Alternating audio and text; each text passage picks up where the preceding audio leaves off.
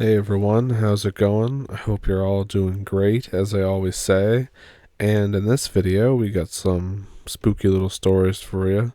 So pull up a stump, and yeah, that's about it. Let's jump into it. Oh, and thank you to everyone who sent me messages and stuff when I was sick with COVID. It was nice to hear from everybody. Anyways, let's jump into it. I've told this story before, but when I was 10 years old and I had a younger brother who was 8 years old, my parents just moved into this new house, and given the circumstances, my brother and I were sharing a bedroom, and we both randomly started having these weird dreams. I keep waking up with scratches on my back after having a dream of being surrounded by wild feral cats and attacked. My brother has a dream of being hit in the face by a large man, and he ends up with bruises on his forehead. My parents think that it was just us fighting during the night. While it was common for us to fight and argue just like all brothers do, we swear that it wasn't us who did this. My parents still didn't believe us, unfortunately, even after we insisted that we had nothing to do with it. They end up making me sleep in another room and they'll lock it for the night.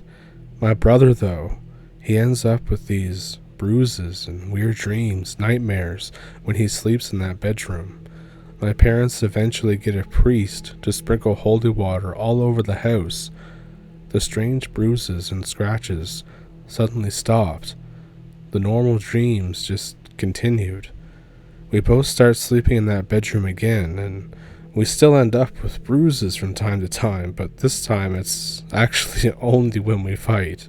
And as my own note, this reminds me of a story that when I was back in high school, a girl who lived about 25-30 minutes away from me had told me that she kept waking up with bruises on her legs or arms, specifically, never her face or anything, and it was always in the same place. So at school one day, I asked her to show me, so she pulled up her sleeves, because it was in the fall and stuff, and sure enough, there were like these bruises that looked like fingers on her arms and legs. So I printed off at school I believe it's called the St. Michael prayer. I don't know what the specific name for it is. It's just what I grew up with. Like, St. Michael the Archangel, protect us in battle, that prayer. So I told her to use that and say whatever that she felt she should say. And the bruises stopped, especially in that room.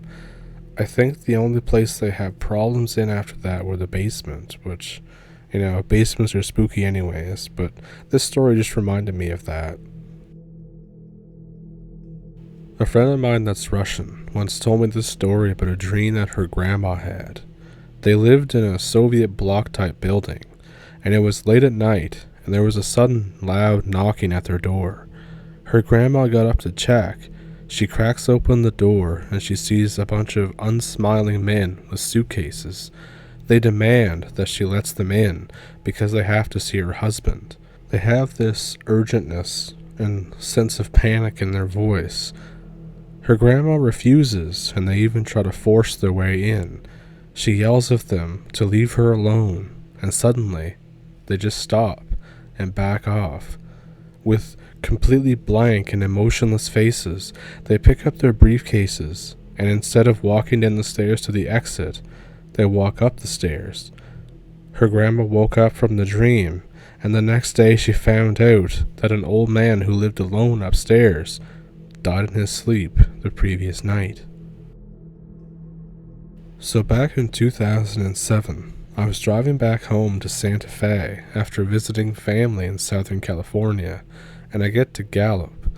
I become extremely tired for some reason, and I pull off to an empty lot outside of the town to take a nap. I'm close enough that I can still see some lights to the town, but far enough away where they don't interfere with me trying to sleep and don't keep me awake. I wake up a couple hours later, though, to some strange noises. I hear what sounds like coyotes, but more guttural almost. I'm used to hearing coyotes after moving to Santa Fe a few years earlier, though. So I ignore the weird sounding coyotes and I just try to go back to sleep. I wake up to the sounds again, but this time they're closer to my truck, especially on the passenger side.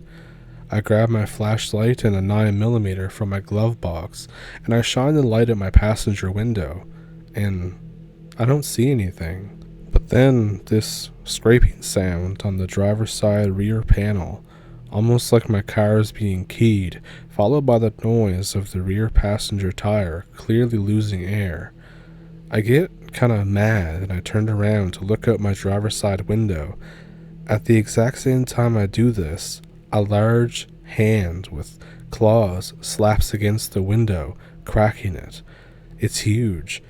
I'm 6'2", and I have big hands and can palm a basketball, and this hand is easily larger than mine. And this obviously scares the hell out of me, so I kinda just make a weird noise and I drop the flashlight and my gun, and then scream and start honking the horn, and the noises seem to scare off whatever it is. All I see is this large shadow run off into the brush. I realize I can't drive off since I'm pretty sure that my tire's flat now. My fight or flight kicks in, I grab my gun, I get out of the car and I fire a few rounds into the bush towards the direction it ran off to. I definitely hear a noise after this, like an animal yelping in pain. Maybe I hit it, I don't know. I get back in my truck and I move to the passenger side. I turn on the engine, I turn on all my lights. I hold my gun close while I call the cops. And around 10 to 15 minutes later, they finally show up.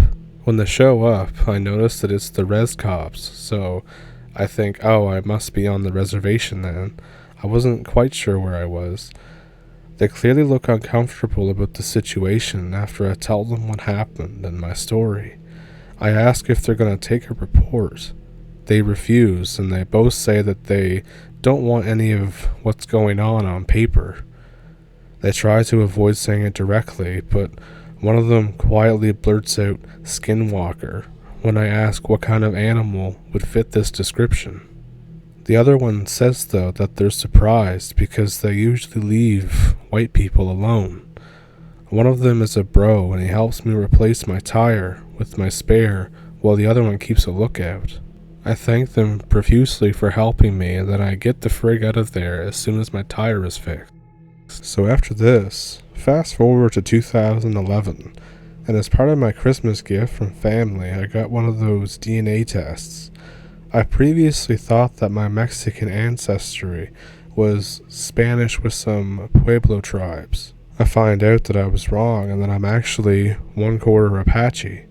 I realized that the Skinwalker possibly picked up on this since the Navajo and the Apache didn't really get along historically.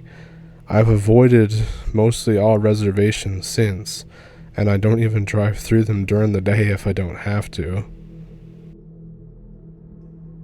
I have had several experiences in my life. I've seen shadow people, but never really any ghosts. I just heard things and all that kind of thing.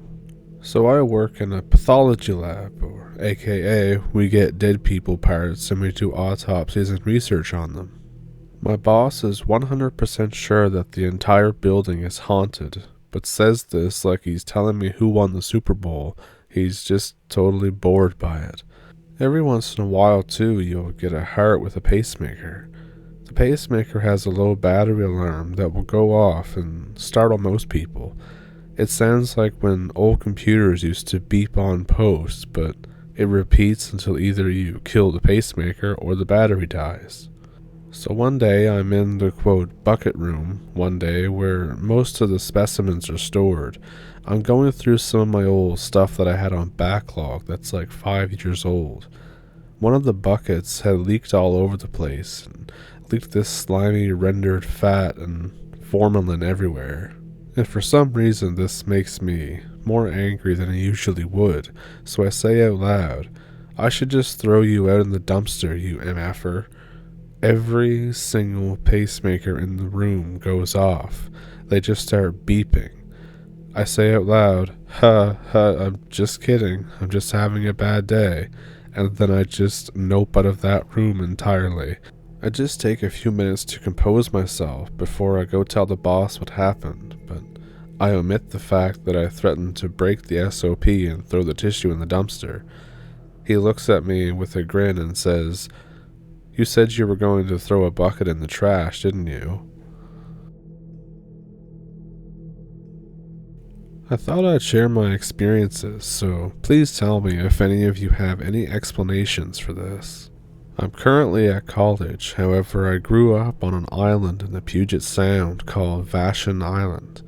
We had a small rowboat and a bayliner boat that I used to explore around the Puget Sound with, and of course we also used it for crabbing. But when I was 17, me and my friends would boat out to the middle of the Puget Sound to smoke weed and party. Over time, I made friends with this drifter type who was living out there on a sailboat anchored in Dockton Harbor. The guy on the boat would usually smoke some weed with me, and when I brought some alcohol, he would have some of that. Because he didn't have a car, he couldn't really get any supplies, so I would make some runs to town for him about once a month, and we became good friends because of this. One night I got so wasted that I ended up crashing in his spare bunk on the boat, and at around 10 p.m., I started to hear this tapping on the hull. This is not entirely uncommon, so I didn't really care at first, but over time the tapping developed into this incessant knocking. It sounded like somebody was underneath the boat knocking. Hearing this, the guy who, I'll call him Smokey because he was a chain smoker, woke up and asked me, "Do you want to see something trippy?" He got out some weighted rope that is typically used for crabbing so the line doesn't float in the water, and he attached a hook to the end, after which he opened up a can of Spam and skewered the Spam onto the hook and headed to the deck. It was very dark out because the sky was really overcast, so the only light we had came from the cabin. He lowered the hook into the water, and then he tied off the other end to the boat. The line straightened out and jerked around for a couple of minutes as we sat there. Once the line stopped jerking, Smokey hauled the line out of the water, pulling the hook into the light. Skewered onto the hook were a few empty Coors Banquet beer cans. Smokey looked at me with a serious look on his face and told me never to litter my beer cans again. With an angry look on his face, he told me to stay there, and he headed back into the hold. A few minutes later, he emerged and handed me a quarter, which he instructed me to toss it into the water and apologize. Not sure what was going on, I did as I was told, and I flipped the quarter into the water. Following my experience with Smokey, every time I went boating I would flip a quarter into the water as some sort of good luck charm. During the crab season, a few years later, me and my buddies launched our crab pots and got started drinking, during which we decided to go grab some food at a nearby restaurant that served boats called the Tides Tavern. Finally returning, we started to retrieve our crab pots. So we retrieved our crab pots and we took the boats out of the water and we headed home to start preparing our catch. After I had boiled the crabs, I started the gutting process. For context, when you gut a crab, you first have to boil it, and then with a knife there's this little tab on their bellies that you can tear open. After you've done this, you can rip the top of the shell out to dispose of the brains and whatnot. After this has been completed, you can break the crab in half and you're all done. Upon cracking the crab's upper shell, I was shocked to discover quarters in the shell cavity of every crab. When we had pulled the crabs out of the water, they were still alive, so the quarters would have had to been there at the time. Nothing like this ever happened again while crabbing, and I haven't been able to find anything about this online. If anyone wants to see if they can experience anything similar, my crab grounds that I went to are located near the entrance to Quartermaster Harbor on the side of Maury Island. Vashon Island is actually two islands connected, and Maury is the smaller one. So, what did you think of those stories? Which one was your favorite? Let me know down in the comments.